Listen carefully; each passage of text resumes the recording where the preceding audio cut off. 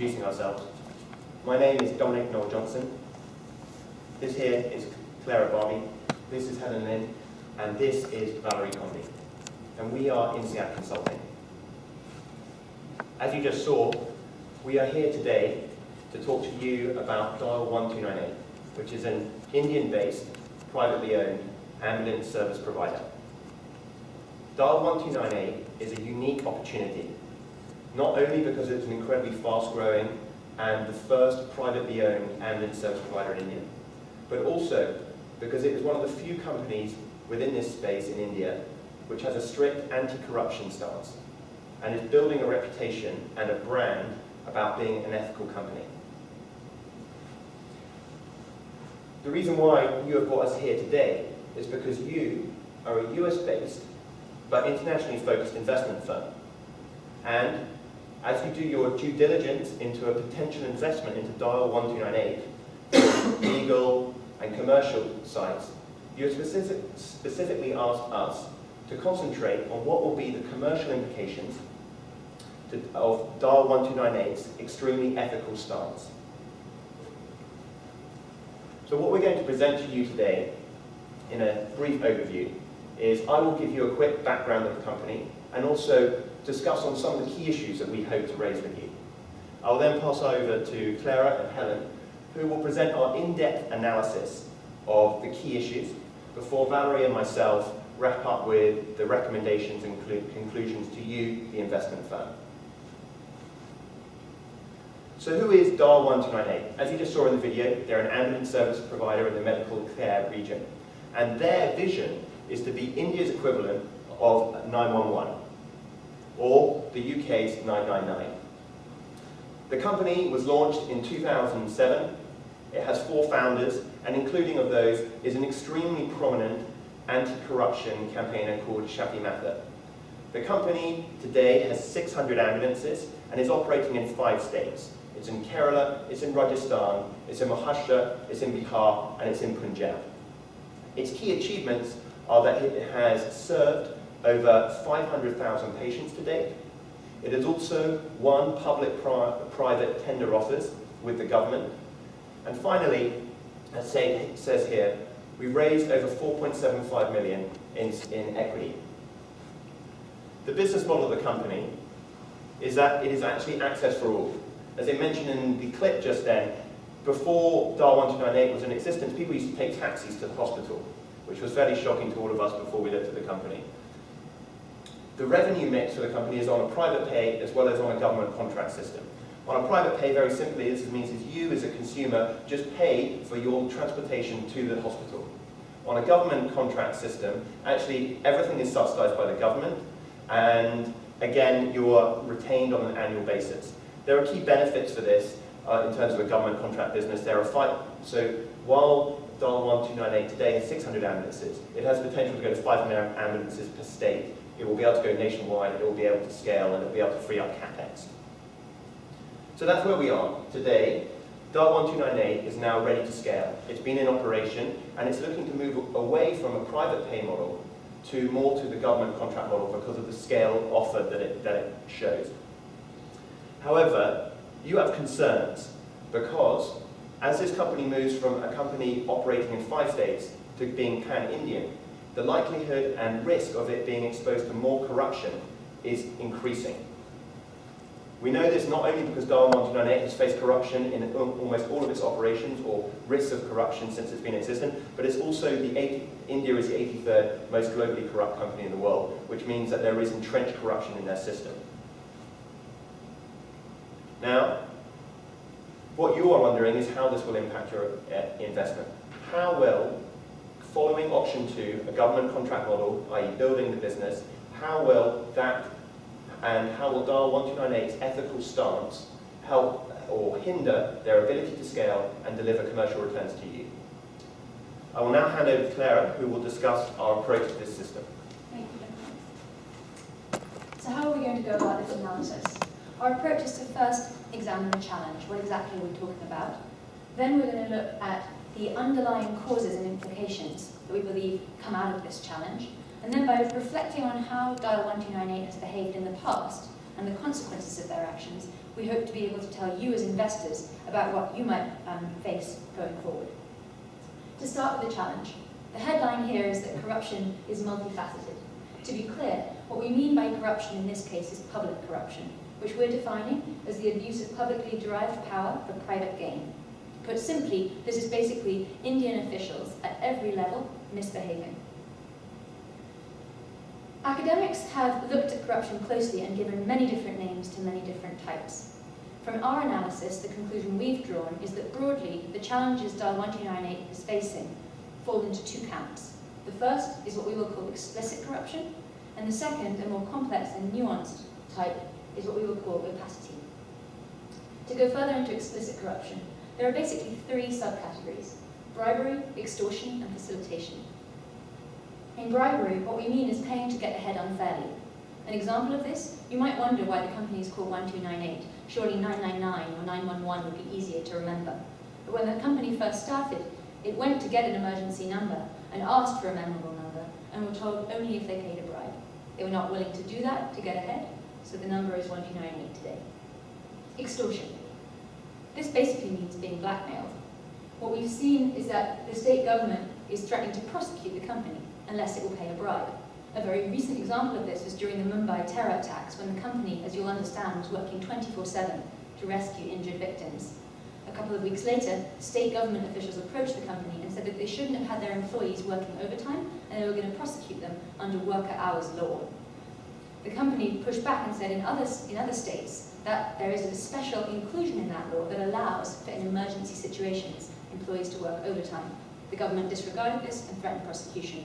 The company failed, they refused to pay a bribe, and as a result, the state government actually took them to court. Finally, facilitation. What we mean by this is basically paying to get what you're entitled to.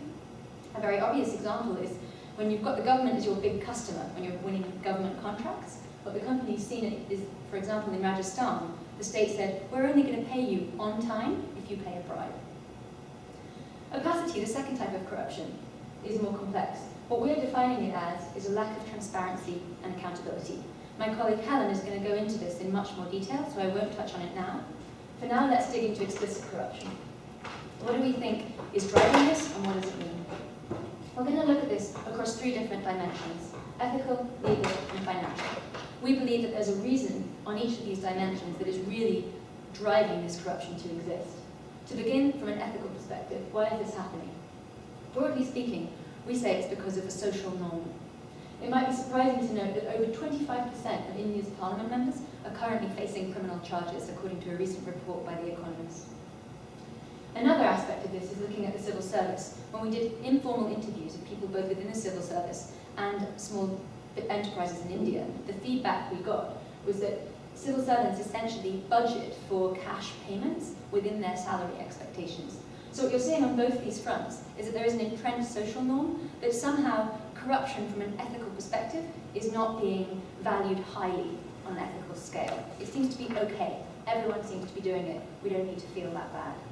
The implications of this are that the company's in a tricky situation. It's essentially forced to choose between the lesser of two evils. It could say, well, everyone else is paying bribes. Let's pay bribes, let's move quickly, let's scale quickly, and let's bring life-saving care to millions of people. That's an ethical position. However, their perspective is, no, we're going to take a moral high ground. Corruption perpetuates poverty in India, and we're not willing to engage. From a legal perspective, one of the key things driving corruption is that there is a Central Bureau of Investigation in India. This is equivalent to the US Supreme Court, which does mean that when you're tackling corruption in the state government, you ought to be able to raise that issue to a higher power. However, our research has discovered that essentially the CBI is only reserved for really drastic cases. And while these might be big issues for 1298 as a company, they're not big issues for the country at large. A second point to note quickly is ambiguity in the legal code. I mentioned it in the case of Maharashtra reinterpreting state law rules around worker hours. That's a classic example. When there's nuances in code, it gives government officials the ability to exploit that to earn cash bribes for themselves. The implications of this is obviously, the main one is just illegal activity is prevalent. A shocking statistic is that Transparency International did a survey that recently showed over 55% of Indians are used to experiencing cash bribes and dealing with government. And finally, from a financial and business perspective, what's really driving this? We believe that the big thing is business norms, akin to social norms. Businesses believe that they're going to have faster sales cycles and higher profitability if they pay quick cash bribes to get things done. If everyone believes that and everyone's doing it, it distorts the competitive marketplace and becomes a norm. Added to this is the obvious point around shareholder pressure. Everyone's focusing on quarterly returns. If you can pay a quick cash bribe to earn a quick quarterly return, it can be extremely appealing. The implications of this, as we've seen over a long time, is it's deterred foreign investment. The FCPA has been in place for a long time, but now you've got the very strict UK Anti-Bribery Act come into place. Corruption in emerging markets is going to be under the spotlight more than ever before. Now let's look at how 129 has responded to this extremely difficult landscape. All of the causes that we just looked at, we do not believe are going to go away in the short to medium term. So we need to understand how the company's been fighting them and how they might continue to fight them. From an ethical perspective, they have a company-wide anti-corruption stance. This is built into all of their employee onboarding and training. They go beyond that and actually try and share success stories as often as possible. This is one of the founders, Shafi Mather, speaking at TED India, a big conference happening last year on the company's anti-corruption stance. It was posted on YouTube and spread throughout the world. From a legal perspective, the company is obviously refusing to make illegal payments, but it's also proactively taking legal action wherever it can against low and medium level government officials. A more interesting example of fighting corruption is leveraging social capital. Shafi Mather, the gentleman I just showed you, is actually from Kerala originally and has been able to get himself into a position where he is advising government on how to build more transparency and better corporate governance into state law. And finally, what are they doing from a financial or business perspective? They've made a very careful decision to raise patient capital in the early days. This allowed them to move more slowly and explore corruption and figure out a way to stay clean without significant shareholder pressure. They also fostered a corporate culture through both carrot and stick. On the carrot side, they look to inspire people. Right from the top, the company is trying to build a brand, both internally and externally, around behaving ethically. From a stick perspective, they have basically said, if we catch you paying a bribe as an employee of the company, we will not only terminate your contract immediately, but we will even open you up for public prosecution proactively.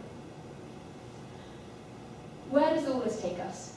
When we look at 1298's actions, we can see that there's both short-term and long-term consequences. The headline is that it's been pain in the short term, but we do believe over the long term the company has gained. To use the three dimensions again, from a moral perspective, they've obviously been able to take the moral high ground from the start, which is great. But there is this interesting point around the fact that this is also delaying access to medical care for a lot of people. From a legal perspective, obviously all their actions are legal, but they're in significant litigation with the government on an ongoing basis, and they've had to be extremely careful to have best-in-class legal practices in-house all the time because they're under the spotlight. And finally, from a business or financial perspective, when you're dealing with the government as your customer, you can have very erratic cash flows. We found that the company has a lower IRR overall because the timelines have been significantly dragged out as it's fought corruption at every level. And also, when you try to raise patient capital in the early days, it's a very limited pool.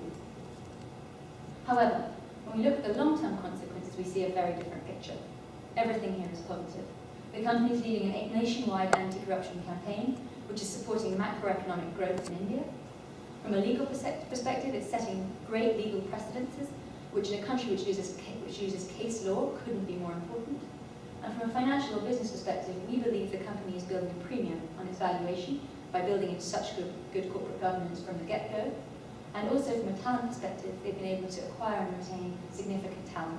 When we spoke to members of the team at every level, the first thing they mentioned was, we work for 1298 because we believe in its cause. And to support that with a statistic, the Compliance and Ethics Leadership Council research has recently shown that on average, employees are willing to put in 9% extra effort when they believe in the ethical position of their company. I'm now going to hand over to Helen. This is the story on explicit corruption, but she's going to take you through the story on opacity. So now we're going to move on to the second form of corruption we outlined, which is opacity. Opacity is a form of corruption that is specific to the procurement or tender process for government contracts. To explain further, here is a snapshot of your typical process for procurement, fairly standard. 1298 has been through this process 5 times, 4 of which it's won as a prevailing bidder and 1 which is currently in process. And what it's seen is it's encountered opacity each time it's participated. In Kerala, 1298 was always what should have been the winning bidder, meaning that it submitted the highest quality and lowest cost bid. However, because the government wanted to favor a different multinational company bidder, they couldn't do this outright because that would be too obvious. So instead, they just canceled the entire tender process. And this happened 3 times. One of the times they went as far as to actually modify the qualification criteria and then reissue the tender so that the MNC could win the bid. This has also happened twice in Uttar Pradesh. So why is this happening? And why is it a problem? We'll use the same 3 lenses, ethical, legal, and commercial. A lot of the same causes of the more explicit forms of corruption still hold true here. Social norms, underpaid civil service. But on top of that, what you now also see is that politicians in India often have family ties in the private sector. So maybe a family member that's in the management of one of the multinational companies. What this means is they'll favor them unfairly in these processes. And in the end, the customers receive a lower quality service. While this might not sound terribly extreme at first, when you consider that the service that we're providing is a matter of life and death in an emergency situation, it's actually crucial. Another implication is a waste of public funds, and we see in a KPMG study that 85% of public funds currently goes into the hands of corrupt officials instead of going to public service projects. Now, another cause is, by definition, opacity is difficult to see. So one of the causes is we have lack of concrete evidence that the government is actually doing anything corrupt. What this means is that it's very difficult to prosecute and combat this form of corruption. Another conflict of interest, on top of the personal and ethical conflict from family ties, is financial, i.e. that MNCs are usually the largest taxpayers in any given state. And this all boils down to a very inefficient and long timeline process for the procurement process for 1298 and other bidders. So what has 1298 done to respond to this formidable and very complex form of corruption? Ironically, their best action has been quite simple: persistence and more persistence. They've taken on legal action in both Kerala and Uttar Pradesh. And because they understand that these legal processes can be very difficult to win, they've also undertaken some commercial measures as well, such as they maintain their very stable revenue stream from their private pay clients to counter the erratic cash flows from the government clients. And they have very realistic budgeting to make sure that they're accounting for this erratic and delayed cash flow from the government side as well. Organizationally, they've made sure to install good public sector experience on both of their board of directors and their management team. So the progress has been slow, but notable.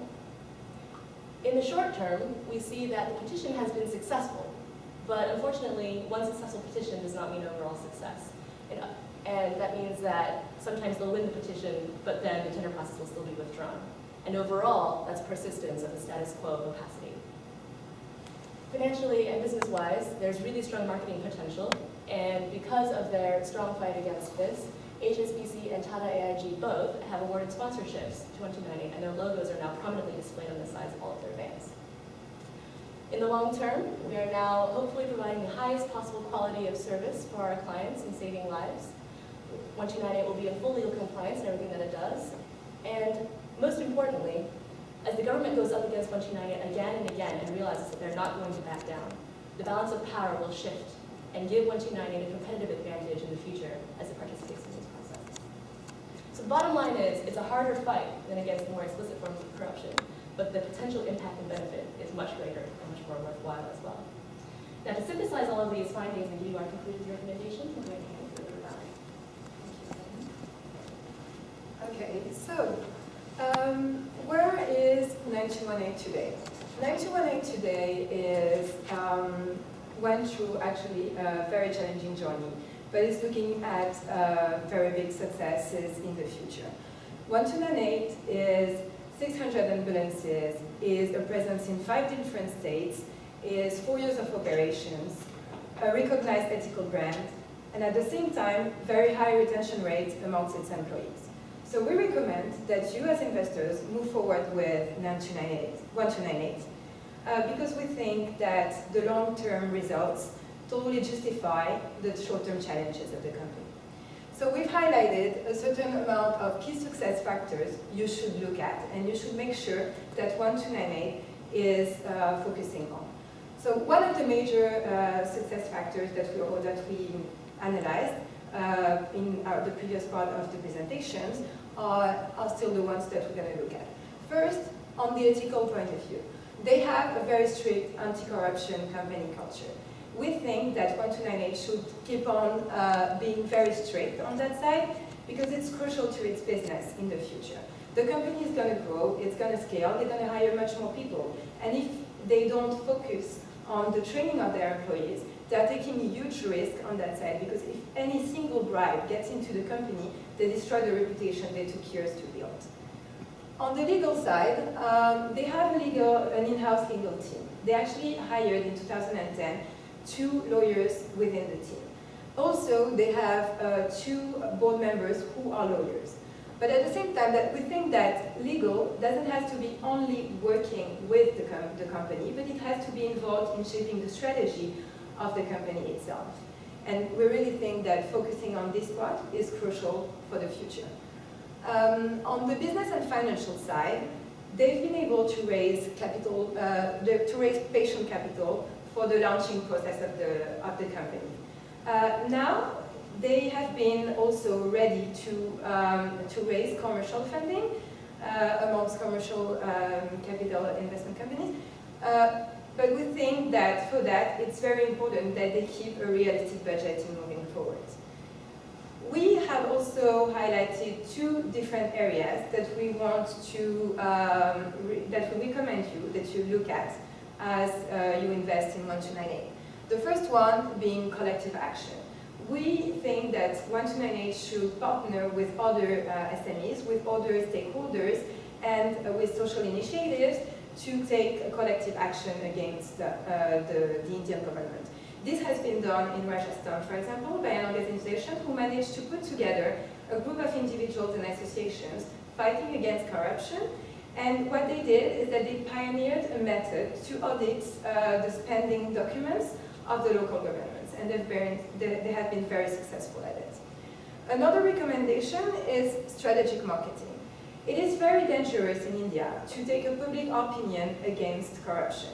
But what we think is that 1298 should take advantage of the corruption stories it has to tell and should be able to appear at the forefront of the corporate governance agenda of the business environment in India.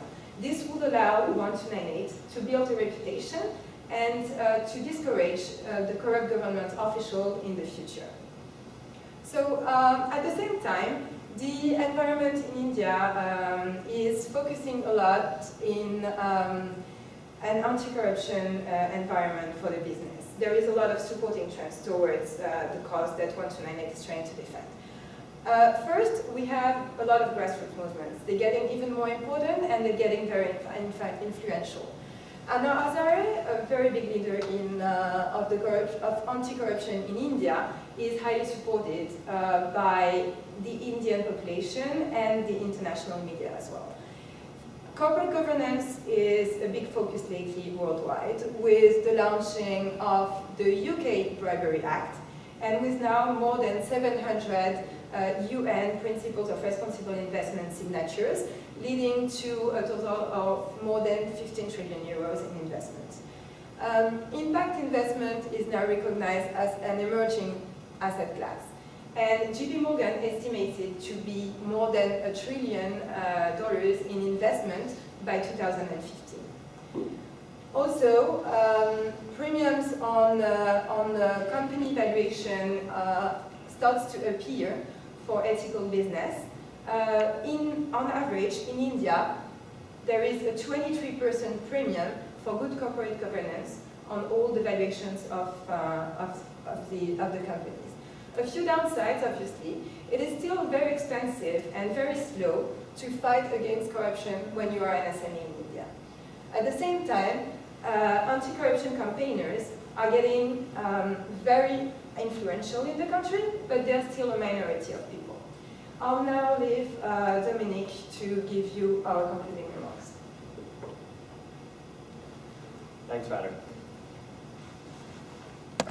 So, ladies and gentlemen, our concluding remarks.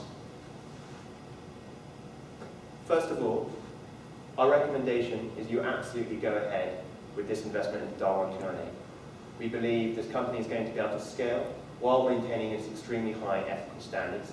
And really this presents a fantastic opportunity for you to complete your needs of investing in emerging markets in a company which is profitable, but also which is maintained to the highest ethical standards and therefore not compromising any of your in-house compliance. However, it's not just as easy as that for DAR 1298 to be a success. Its continued success is going to be contingent on it building on the key success factors that we've already talked about. So from an ethical, legal, commercial point of view, it needs to continue to do more. And if it does that, we think that the investment for you will be highly rewarding. We also think that this is a model, the key success factors, that can be replicated to other companies that would like to become ethical leaders in their fields. However, we know that there is no silver bullet when it comes to ethical companies and being an ethical leader. This is because, first of all situations are different. This is obviously very obvious, but when you look at, as we discussed in India, the opacity situation, sometimes you don't even know when you're in a corrupt situation, but you are in a bidding process. The other side is on the short term. The legal, the commercial, and the ethical actually conflict with each other, which means that even though you want to be an ethical company, the costs of being that, and we have, having spoken to DAR 1298, believe this accounts for about 10 to 25% of their operating costs, means that actually the company might not survive in the short term. That's obviously a major problem, but if you were to get through this, as DAR 1298 has, we believe long term there can be significant financial reward for this. Not only will you get a premium to your valuation, you will have a highly talented workforce who are incentivized, and you will also be an ethical, moral leader. As we mentioned, there are supporting trends to this at the moment, not just in India on the grassroots mechanism, but also globally. We're seeing more from the UK, the US government, and corporate governance is becoming a key to future success, which will mean that DAR 1298 has the potential to scale. And finally, we believe this is a cause worth fighting for. If DAR 1298 succeeds, as we believe it will do, and becomes the provider of choice for governments, contracts, not only in Pan-India, it may well be able to scale towards other emerging markets. This will provide huge commercial returns to you, but also huge social impact to Indians and other countries in the emerging world. That's the end of our presentation, and we will now take questions. Thank you. Thank you very much. Let me reset the timer here.